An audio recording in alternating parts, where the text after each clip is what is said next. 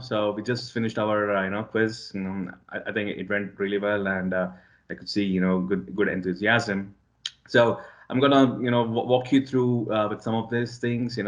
Just gonna give you a brief overview about my journey, and then I'll tell you about my exam scores. There's nothing to be ashamed, or there's nothing like I'm boasting about myself. It's just just letting you know more about myself.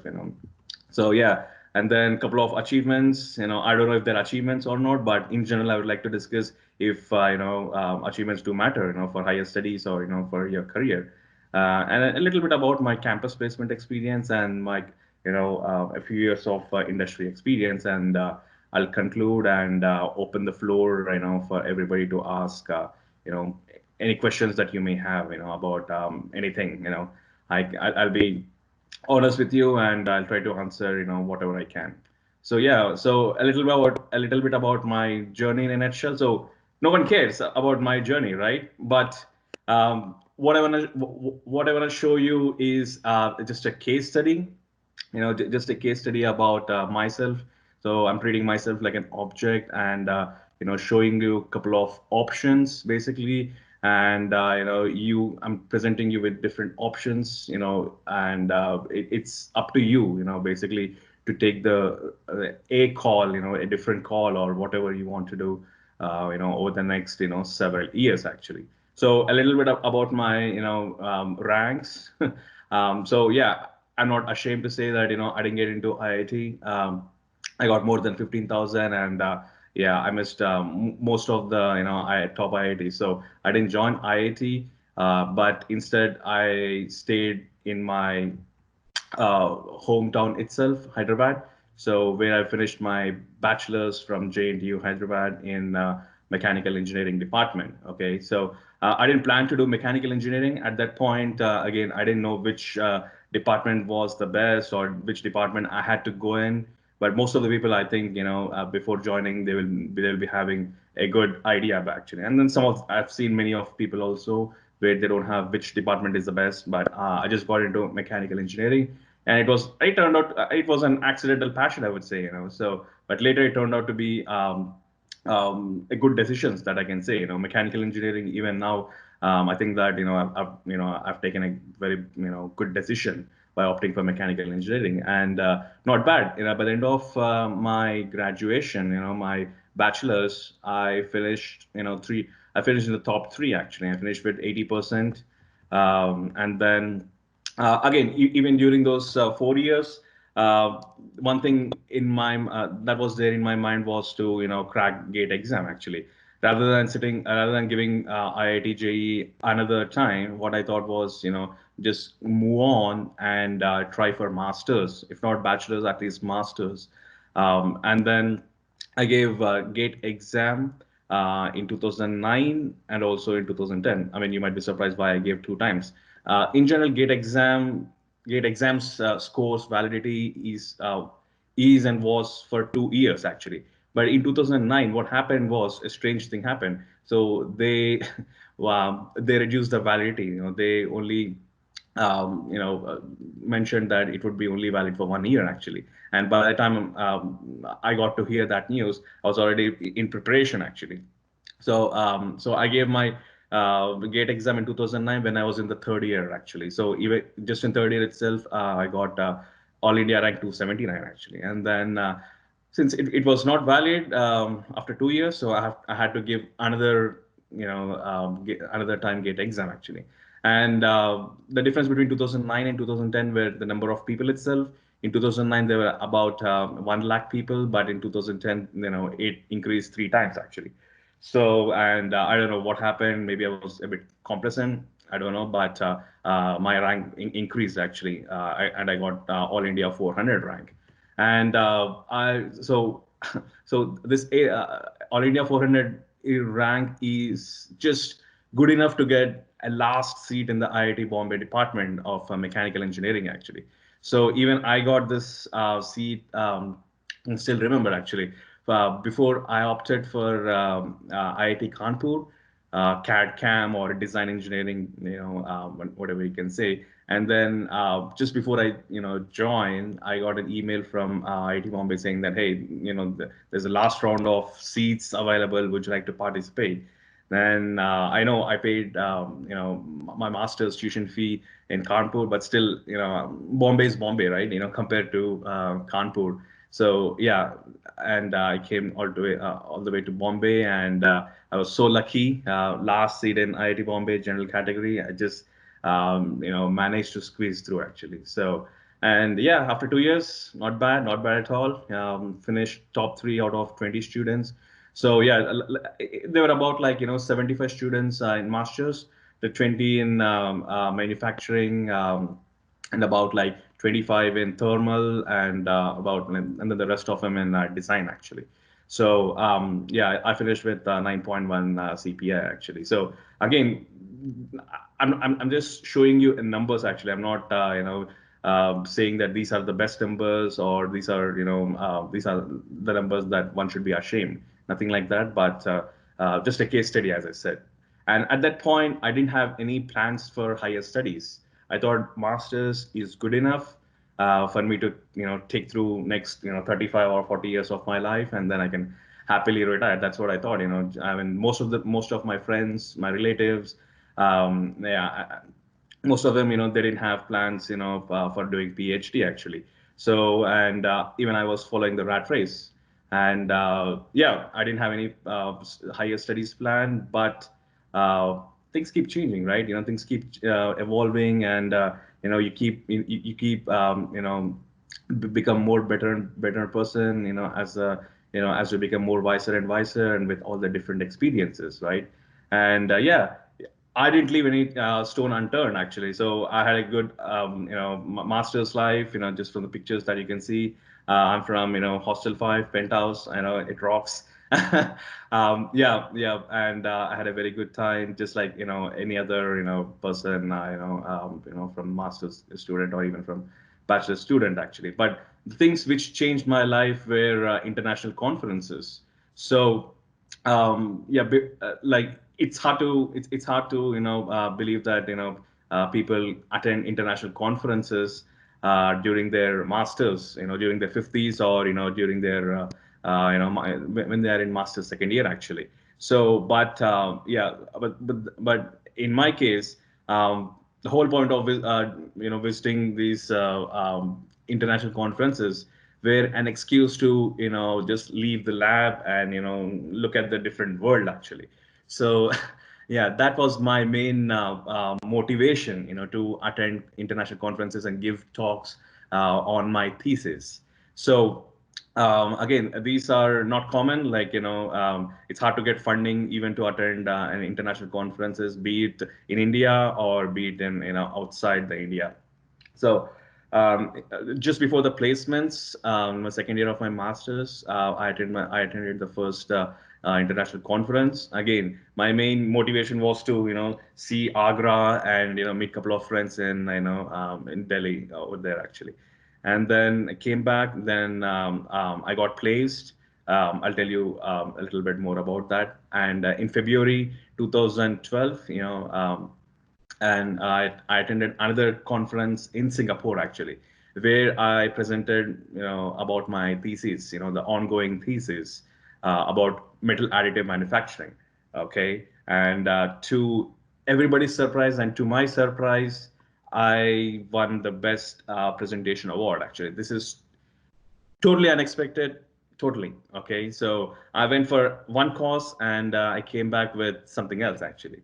So yeah, I'm still. I think that maybe I'm fortunate enough to receive the best the talk or presentation in more from more than like 100 participants in Singapore actually. So, and then not just that, and at the end of my masters, I could even publish a paper. So all these things, I won't take credit just by myself. I do credit to my supervisor actually. So my supervisor was Professor Karunakaran, from manufacturing department. So again, the reason why I I went and joined Professor Karunakaran was just because of these reasons. basically, to have an international exposure. And at that point, he was doing research on 3D printing. I thought, that's kind of buzzword, way back in 2010, 11, and everybody was talking about this 3D printing. So I thought, why not, learn more about this, and hopefully do a research, because you got to do, you got to finish a thesis, for you to for graduation, right? So that's how I got into Professor Karunakaran's lab. It's RM lab right now. I mean, at that point, I think it's the same thing even now. Yeah, so that's how I got into lab, and yeah, he was pushing me for journals and conference papers, and I didn't know that that this will be very important in the later life, actually. So, but yeah, I wasn't happy even writing for these journal papers, but still I wrote, and like as of today, like I don't regret anything. So yeah, these are not common numbers that you see for an master student. Actually, these are pretty common numbers that you see for a PhD student during their ongoing research. Actually, so by the end of my graduation, by the end of my masters, I had 2 journal papers, 3 conference papers, and a very good thesis work which I've done. So yeah, this was the my life-changing moment, and then I thought that my research work in metal 3D printing is very innovative, and it'll be a shame if I continue, if I discontinue at this particular moment, actually. So um, and then, as I said, I still sat for campus placements. Actually, I still sat for campus placements, and yeah, I got into Tata Motors Limited, Pune, and I was again fortunate to get into 3D printing department. 3D printing, I mean, additive manufacturing, both mean the same. But even after joining, I was so yeah. I got to have GRE and TOEFL scores, to apply in the universities abroad.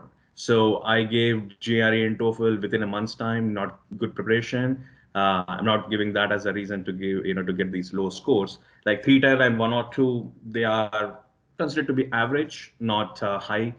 Yeah, I mean, if you want to get into, good university, your GRE scores should be definitely more than 325, I'd say, and TOEFL scores definitely more than like 110, actually. So at that point, again, I mean, I didn't. I mean, I'll be honest, so I was not that good at English. So, like verbal is something, I was, struggling with, actually. So probably that's the reason I got only 310. Then later I applied for depending with these scores and with my, those credentials in my last slide, I applied for different universities, pretty much everywhere, actually, especially in the research area.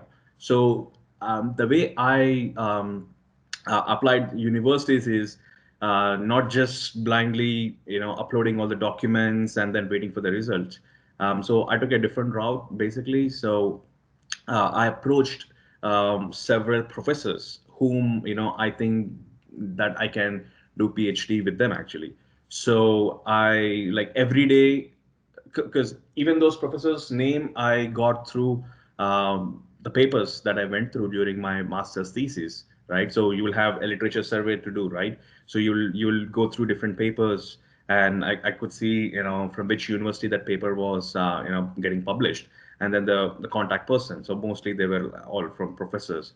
So they had their email IDs, and some of them I had to do a little bit of study.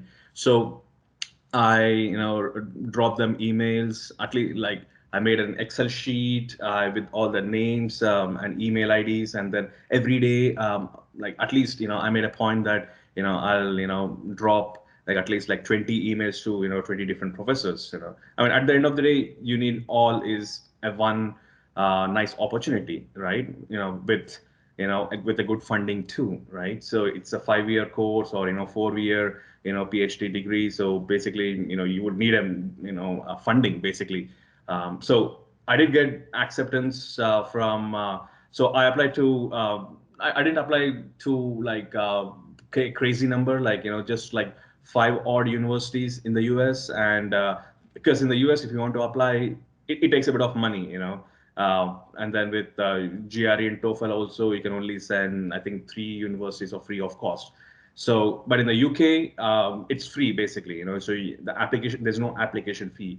And in Canada, it depends upon the university. And in Europe, there's no application fee actually. So I applied to most of the, I dropped emails to most of the professors in, all over the US, UK, Canada, and Europe. And out of like, I don't know, maybe like 70 odd emails, that I sent, I got different kind of replies.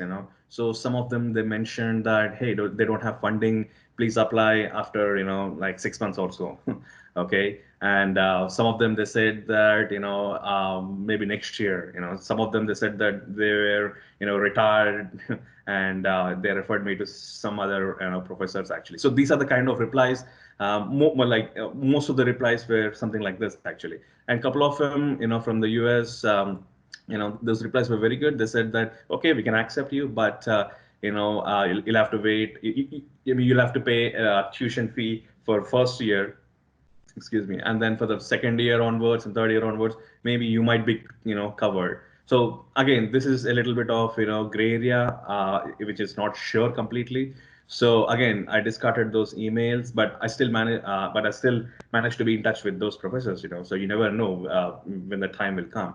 So and then I got very good replies from one university in the US and another university in the UK. But the one from the UK, Cranfield University, I really thought that the research area, what they were doing at that point, where it was exactly my my master's research area actually.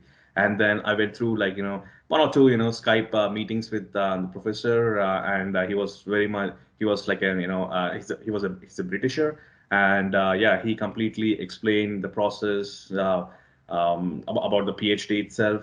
So the PhD in UK is kind of different compared to the PhDs in Canada, US, and Europe and Australia, perhaps. So the PhD in UK is mostly for 3 years actually, compared to US. So US, there's no time limit, I would say, but in general, on an average, can be anywhere from 4 to 5 years. Okay, but so in the UK, so you don't have any coursework to do during your PhD. It'll be mostly research, 3 years, and you're done basically. And then in the US, it is slightly different. Where you have coursework in your first year, you gotta get some credits behind your back, and then yeah, you will do a little bit of searching within the department itself where you want to do your PhD with, and in which area, and then you will submit a proposal, and then at the end of the day, at the end of your first year, or even like 1.5 year, then you would get your professor allocated, and then you would start your research actually. So again, there's pros and cons with respect to different systems, but in the UK, it was pretty much straightforward actually. But right now, things are very different in all these countries. Again, if you have any questions at the end of my presentation, I can keep on talking for a few hours actually explaining about all these things. But I would like to hear what questions you have, basically about doing PhD in different countries actually. So yeah, I got a good decent stipend. So decent stipend as in I'll be honest in numbers as well, so that you would know if when your term comes in the future, actually. So I was getting a stipend of something like 1,800 pounds, 1,800 pounds per month. Okay, so that's a very good stipend, actually. I shouldn't say decent stipend. I will say very good stipend.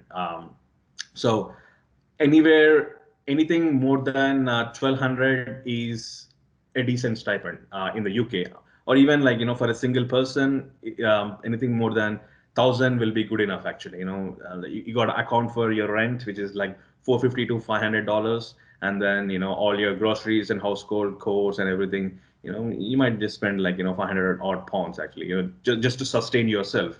Not ask money from your parents actually. So, but in my case, I don't know. I was kind of lucky, and my professor, gave me good stipend, 1,800. That was more than sufficient.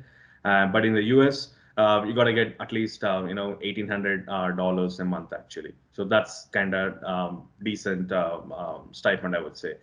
And I'm not sure about the numbers in Canada, but in Europe, anything more than 1,500 euros should be good enough actually.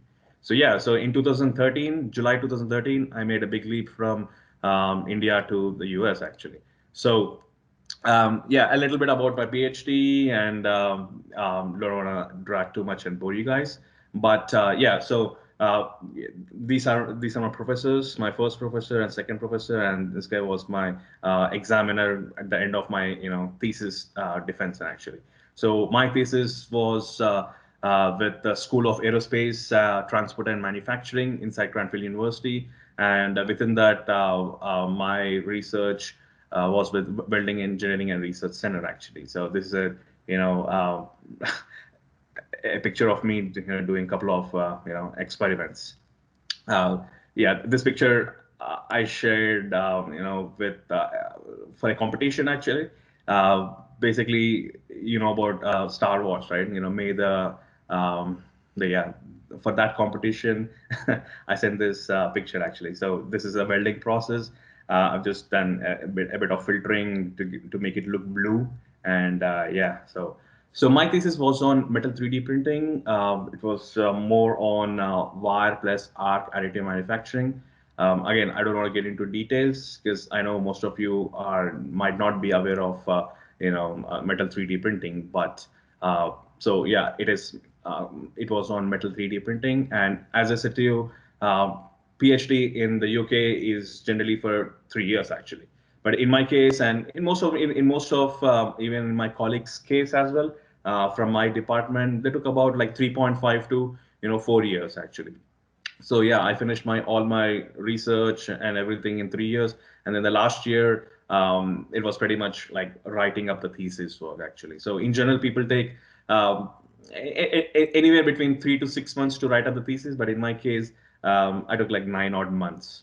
So during my thesis, during my PhD, I got like I went to three different conferences and about two to three papers actually. So this is not a big number. This is like an average, but my thesis was sponsored by industry, by a couple of aerospace companies like Lockheed Martin and Airbus actually. So that's why I didn't have the opportunity to publish the results actually. So that's why you see only two to three papers. But in general, from my friend's case and scenario, they got like 4 or 5 papers actually. And after doing their PhD also, they were still publishing, from the thesis what they've got, like, so two to three is an average number. It's not a big number, but as I said, because of the industry collaborations, and industry sponsored PhD, I had very less probability to write papers actually. So in my PhD, one good thing what happened was my PhD work was more related to the industry itself, rather than just something you would do, and then don't know if those results will be applicable in the real life situation or not. But in my case, since I was working with all these aerospace companies, I was all my results I have been validating, testing these results at their facilities actually, and then building the real life components. So that was one good thing which happened, and I improved, in collaborating with people, with most of the industry people, and I work with pretty much like great minds in my research field actually. So yeah, in a way or two, I was kind of lucky actually. So and then not the least, I would say I improved a lot in terms of presentation and communication skills. Guys, trust me, this is a very much important area that if you want to excel in your life, these are the skills which will differentiate between a guy, you know. If I want to tell you in simple terms, a guy earning a salary of 1 lakh a month compared to a guy earning a salary of 2 lakhs a month. So you gotta be very good with your communication skills. You should have a good grip on English, and even your presentation skills, and using the industry language. So not just how you talk to your friends. That's not the way how you interact with industry people, but there are many industry terms that that one can use to create an impression on the opposite guys actually. So yeah, during not just work, I was pretty much, I was also involved in different activities in the university. We had a nice, cricket team, and you can see mostly Asians. So yeah, I was part of it. And during weekends, had a very good time. I mean, playing cricket in the UK is altogether different, guys. You know, if you I'm sure you watch on TV, right? You know, when India goes to England and how they wear, how they play, right? With they wear all the jumpers, and it's cold, it's lush green outfields, and like we had a nice cricket team, and every week we play with other university or other leagues actually, getting there, and it's very professional. I felt that I was like a real cricketer, to be honest. And then in some of the, like, our university didn't focus too much on cricket, but then other leagues, other universities, they were pretty rich, where they had this electronic scoreboards and everything. It was marvelous to see myself, on their scoreboards, and not just that actually. So again, even in IIT Bombay, I was pretty much involved with the department activities. So I'm sure even now there'll be something called Radiance, Mechanical Engineering, Fest. So yeah, I was a marketing manager even at that point. And yeah, after coming to Cranfield University, yeah, I was pretty much excited about being in the students union. So I was international students officer actually. So yeah, I did manage to win the vote. Yeah. So the thing with the universities abroad is you would get to experience a different life. With, as you can see in the picture, you see black guys, white guys, Europeans, Africans, Nigerians, everybody actually, and middle people from Middle East as well actually. So these are the experiences you would get to know when you do higher studies, for example, masters or PhD or postdoc, for example. So yeah, not just the academics. It's very much important to get involved in these activities, for example. So yeah, and I did not just studying and everything. Like UK is right next to Europe. I had a very good like chance to visit different countries in the Europe itself, Scotland, England, Amsterdam. I'm sure you might be knowing about this picture. It's from the GOT, right? So Ireland and Middle East, Iceland, Italy, to name a few of them. So, and also don't forget about the importance of social media right now, and collaboration. So this is how I mean, so one would do a PhD or masters, but what's the life after that? It's important to be update yourself, do the right things at the right point, right times. Sometimes, I would say, after my so many years of experience, I would say a little bit of luck is also important, but you can't rely on it. But let it, follow you actually. So yeah, I mean, it's very much important to post on the social media, especially during this COVID times. It's very much important. Yeah, so this was one of the magazines, which posted on behalf of me when I went to, present a paper from the UK to the US actually. So this is in Austin, and then by the end of my PhD, we had something to show too actually. So the thing what you see here is the world's largest 3D metal 3D printed part actually. So these are some of the things where I was pretty much involved.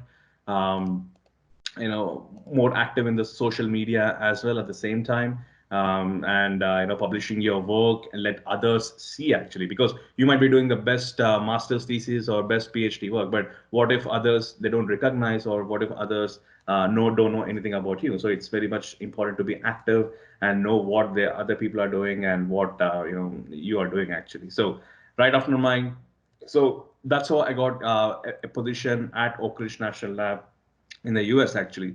So you might ask, I mean, how did you move from the UK to the US? Um, so yeah, again, during this conference, during that conference when I went to Austin, Texas, I got several contact details about everybody who's doing into metal additive manufacturing, and then one of those guys were from Oak Ridge National Lab. Actually, National Lab is something similar to the ISROs and DRDOs what we have in India. So that's why I got their contact details, and then I was in touch with them, and I asked, if there will be any positions later, in that year. So, and then I was successful basically. And then they said, hey, yeah, we like your work, and there might be a position, in the next few months.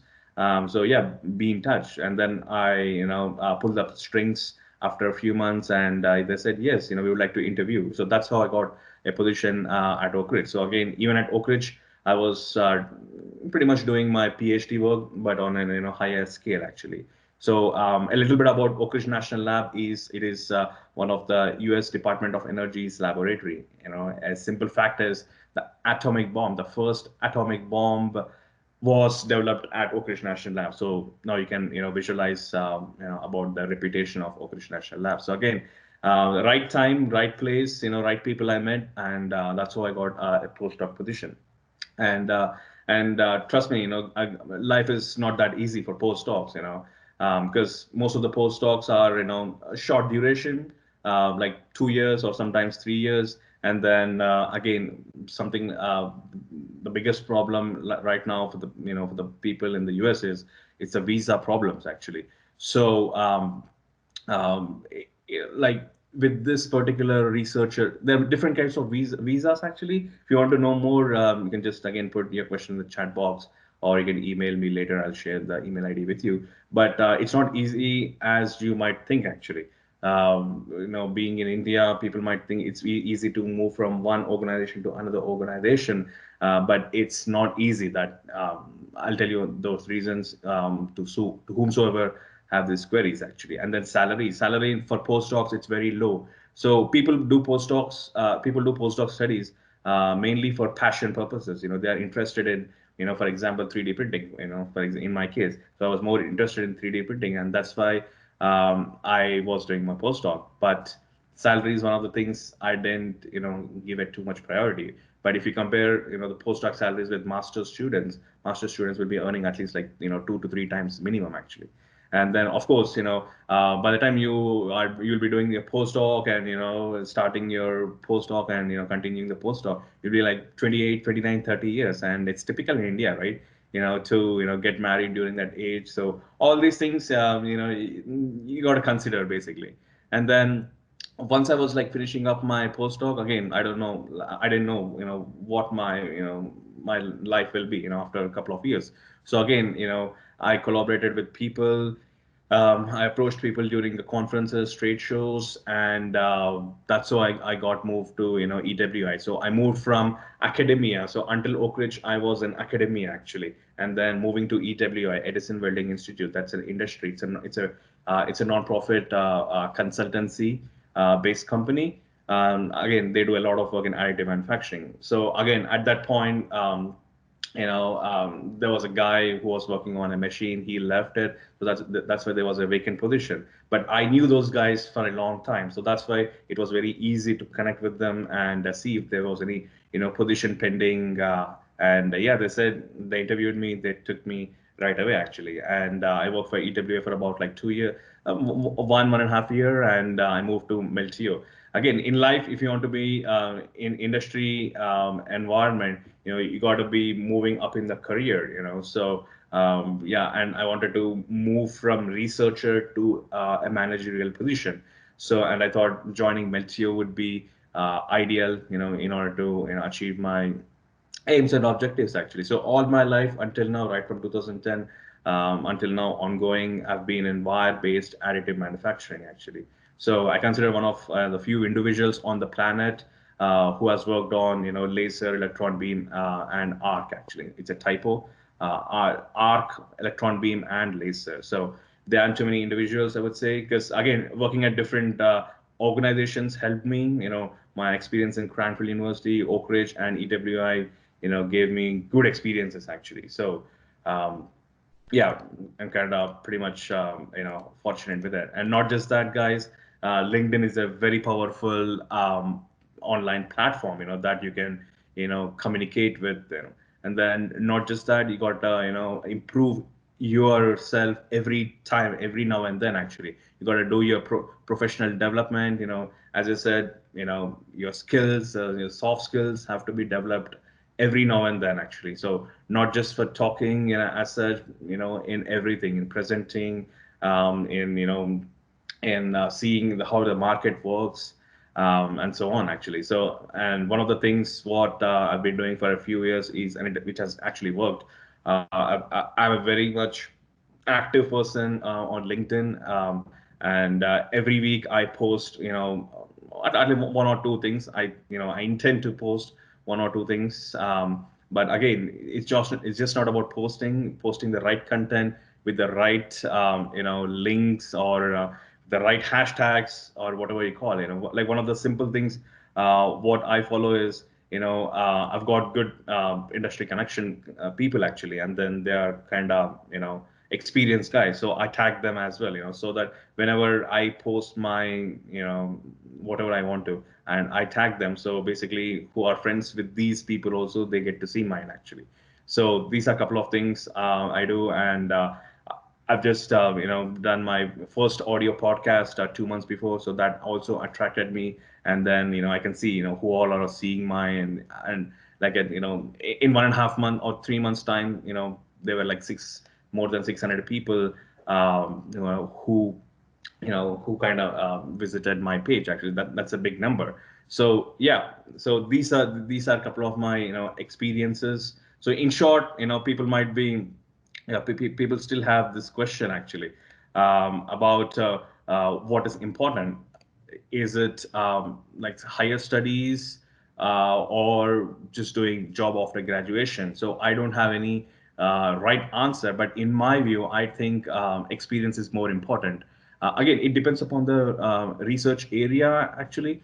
In my case, it was 3D printing. So after doing postdoc, then I realized that I think industry experience is more important than doing a postdoc actually. If I was given another chance, I wouldn't do a postdoc. Maybe just masters or even a PhD should be good enough, and then join the industry actually. Because I mean, people sometimes they don't appreciate your degrees in most of the organizations, and for most of the jobs, postdoc is not important, or even sometimes PhD is also not important. In my organization, or even in my previous organization, there were like 80 to 90% of the people who had just bachelor's and master's degrees. So just 10%, but still, some of them they were just similar to my position, and some other people they were higher up, in the position too. So as I said, but the difference between them and me is, maybe they had more skills probably, so skills as in, you get projects from outside, and you get funding for the organization. So all these things also, they come under skills actually. So yeah, I've been improving, and I think I'll be improving, day by day. So these are a couple of things, one which one has to keep it in mind. And yeah, as I mentioned to you before, I didn't have any plan. It's okay to not have a plan, but if you have a goal, you got to plan well ahead. Actually, talk to your seniors, experts, professors.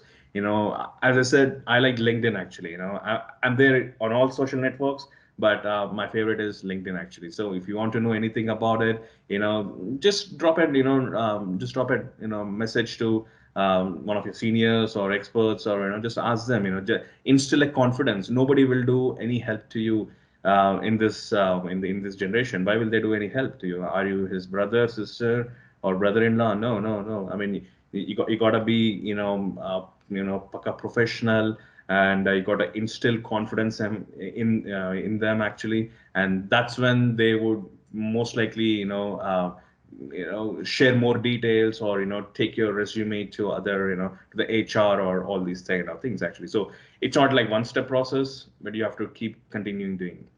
And then yeah, especially during this COVID times, use the media. That's one of the powerful things actually. And yeah, and then going to a specific country is a big step basically. Moving from India to any other country is a big step. You got to think about visa, funding, career, language. It's an English speaking country or French speaking, for example. Maybe you have to learn a little bit of French to get into their country. German, same thing. Opportunities. How are the opportunities after your studies? So you gotta plan well ahead about these things, and you gotta consider these things as well. And then for PhDs, of course, research is more important than university rankings.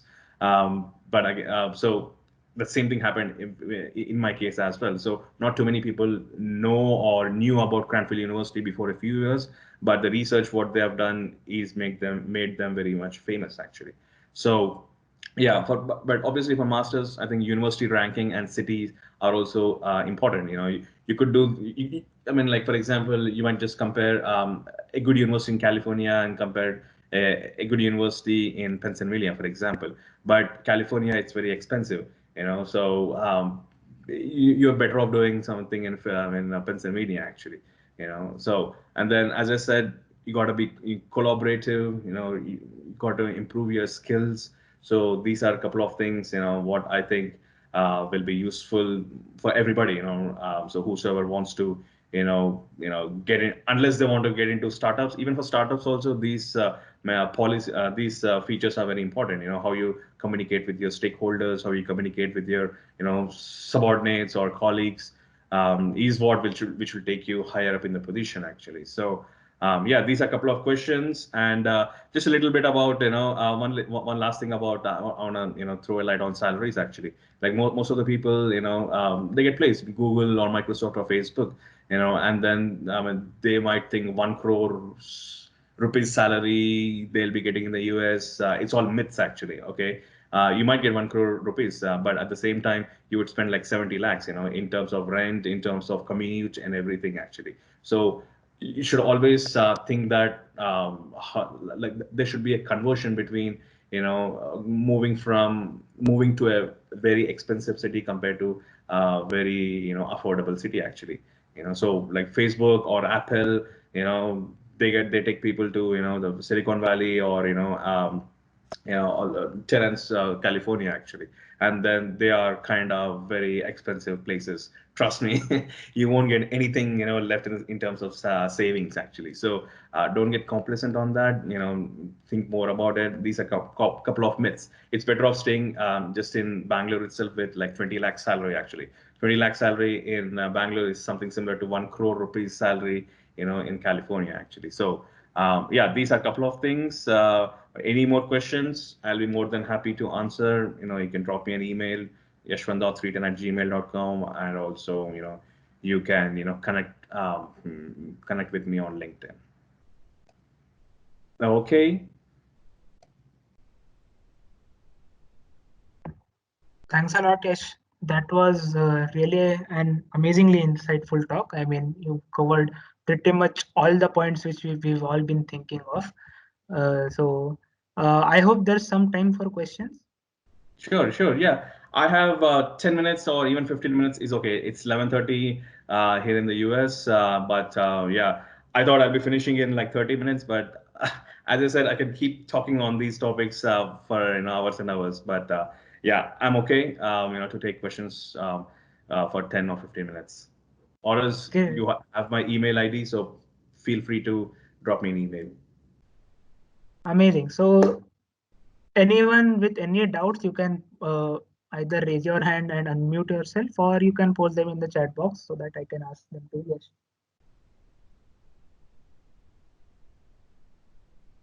Okay, so we have a question.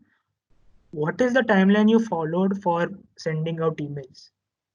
I assume you're talking about the apping process. So what is the Oh, timeline so you for followed for PhD? sending? Could you clarify that, Harish Modi? Yeah, it's for PhD. I'm a MTech student. Okay, okay. Yes. So basically, the first and foremost thing is, as I mentioned to you, you got to make a list, basically, have an Excel sheet with all the professors and their email IDs. And it's a long process too. It's not like you will drop an email today and expect a reply from, that professor tomorrow, and then they'll conduct an interview day after tomorrow, and then you will be going to US in a month's time. No, that won't happen. So this is a long term, maybe like 3 to 6 months. So I can classify into two types, one for the US and one for the rest of the world, actually. Because for the US, they have something called fall intake or spring intake. So they basically only have, they only take students at 2 times. So basically, if somebody is interested to do to start, program in fall. Fall is like September or August, September time. So they have to be having their scores before a year, their GRE scores by end of October or November actually, and then keep sending emails at the time of sending applying for the universities. But on the other side, for the UK or Europe, these admissions are all year round. Okay, so let's say if you want to start your PhD in August, for example, so you got to start applying for these or sending emails to professors right from January, February actually. You can do the similar format, but you got to uh, frame the email in a different way, because not all professors will work on a similar area, right? But you should be a little bit flexible. But as I mentioned to you, after you make that Excel sheet, with the list of the professor that you want to approach, you should send at least like 20 emails a day actually, because even after sending 20 emails a day, you might just get one or two replies, so the probability which you will get a fruitful reply, even one or two replies might be just saying, hey, we don't have funding, you apply after 6 months. So gone are those days, where we used to get funding easily. After I think like 2013 onwards or 14 15 onwards, the funding for international students has come down. But so good, I mean, especially in Europe, they are only targeting their Europeans and UK citizens actually. So does this answer your question? Yes, yes, all right. Yeah, thank you.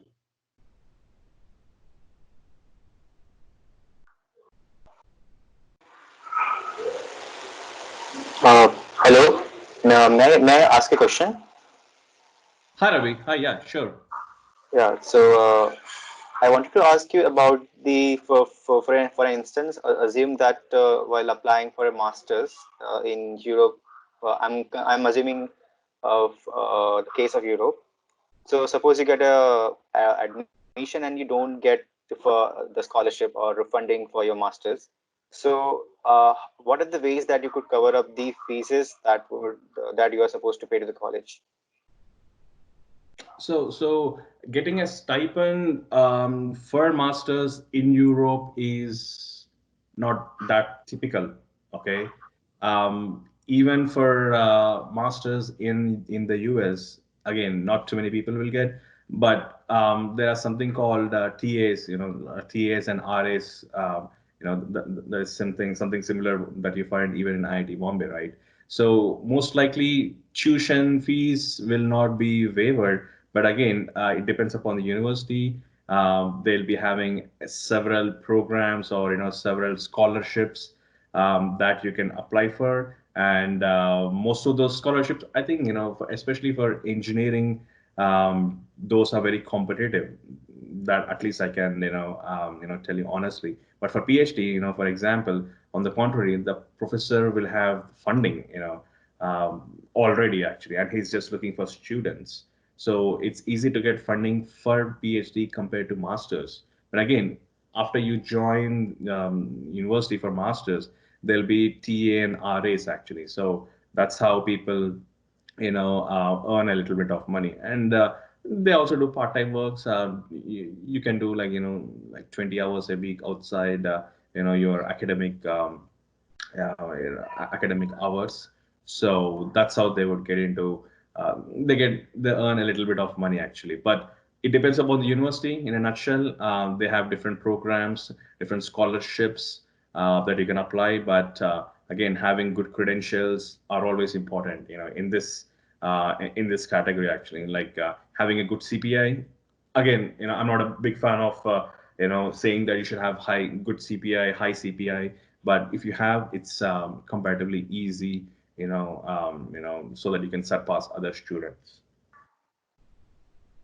Okay, thank you. And can you please tell me about do you have any idea about the amount of stipend that a RA or TA can get in US or Europe? Yeah. I mentioned this like in one of the slides. So a typical master's student Again, it depends upon number of hours that his professor is giving him, as being an TA or an RA. But typically it will be like 20 hours a week, and you can expect somewhere around like $1,500, sort of give or take 10%. Yeah, 1,500 dollars actually. And then in case of the UK or Europe, somewhere around like 800 to 900 pounds or euros that you might get doing this TA ship or RA ship actually. Okay, thank you. One last question. For instance, a student get a loan for paying his fee. So, like, is it a good advice to take a loan for paying your fees or and rent, or stick with the or I mean, or RA and TA will be enough? So this RNTA, I mean, you wouldn't know unless you join the university. That's kind of very risky actually. Most of the people they take loan and then they join actually if they're not getting any stipend. So and in other cases, people take a break right after their bachelor's, for example, they work for like 2 to 3 years and then go apply for masters. So in that case, you will have more probability to get funding than compared to being a freshie actually, because you will also mention about your experience and everything. So all these things are also considered while for funding. Okay, okay. Thank you. That was very helpful. Hello, sir. Hello. Hey, Am I Abhishek. audible? Yes, sir. Yes, sir. I have a doubt regarding TOEFL and GRE. Is it necessary to take GRE and TOEFL to have a PhD in Poland? Yeah, sure. So in my case, I took GRE and TOEFL, but I never used it because before taking GRE and TOEFL, I didn't know in which country I'll apply and or in which country I will be doing my PhD actually. So, but for US, you will definitely need to have GRE and TOEFL or IELTS, whatever it is. But for UK, you don't need actually. Having is okay. Having will help you again for some scholarships or something like that. But if you have been studying in English medium right from your class 1 or class 5, that should be good enough. So again, in my case, I got funding actually, so I didn't have to give my scores to the universities. So without those GRE TOEFL itself, I got through. Even one of my friend, um, yeah, he got into a university in Scotland again without GRE and TOEFL. But for Europe, again, Europe is a big country, big countries as well, bunch of countries. Maybe for Germany, they might ask you TOEFL or IELTS actually. Definitely GRE is not important in Europe, but they would have to have TOEFL or TOEFL or IELTS. But for Singapore, yes, GRE and TOEFL they're important. And for Australia, I think it's IELTS.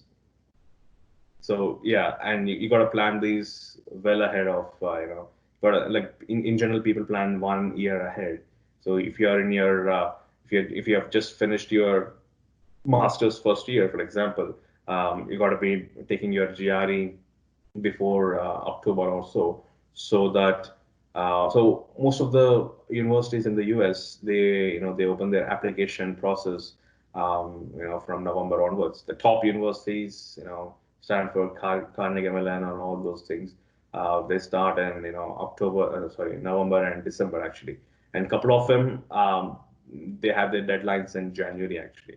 But then again, the second-rated universities, they have their deadlines in February and a couple of them in March actually. But again, it depends. You got to have a plan, basically which university you want to apply and look at their deadlines. You got to have all those details. That will really help you. Thank you, sir. No problem.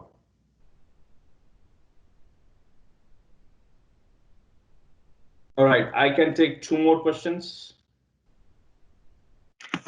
Oh, hello. Yes. Hi, Milan.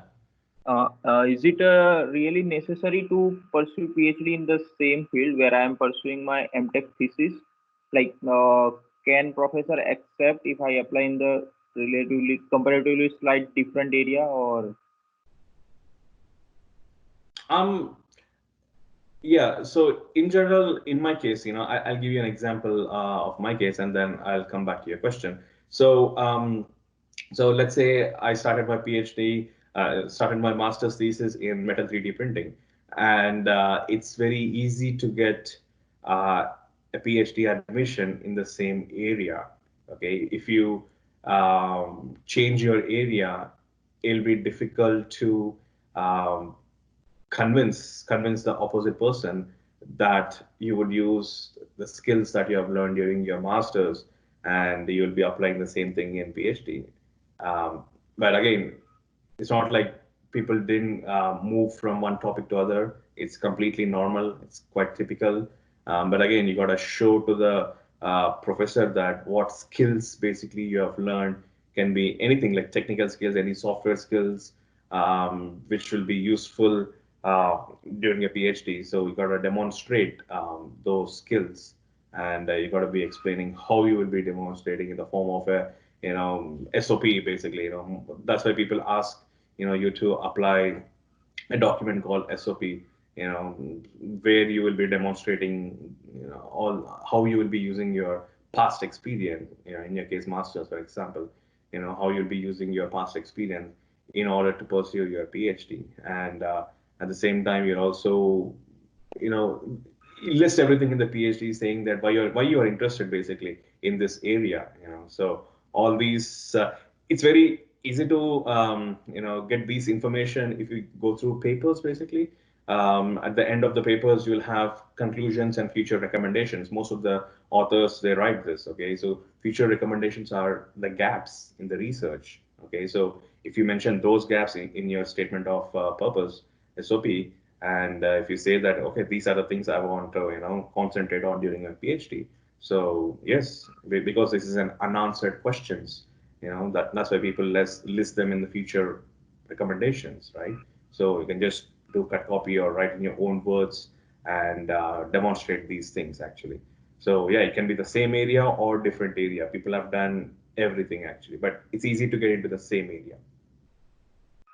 so? Like, my question was like, I am currently pursuing a project in additive manufacturing only, but in this for the ceramic. But I want for PhD, I want to do it in the metal additive manufacturing. So the transition. Absolutely, absolutely. So you have the background, of additive manufacturing, right? So you're moving from ceramics to metals, okay? And if not metals, for example, you might also go to polymers, okay?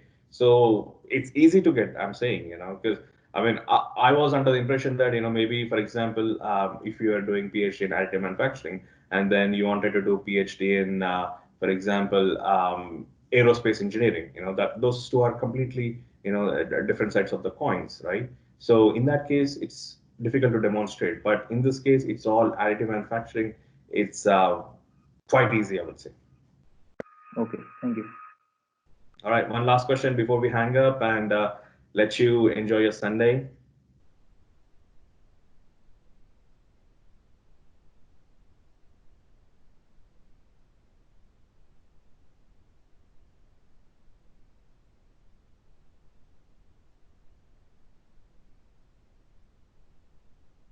All right. If nobody has any question, then we can hang up. But yeah, overall, I really enjoyed presenting to all of mechanical engineering students here. I could see one more one civil engineering person, but yeah, overall, I really liked presenting my stuff, my experiences, and taking your questions too. Yeah, yeah. Pardon me if I've taken a little bit more time, but feel free to email me with your questions, if any, in the future.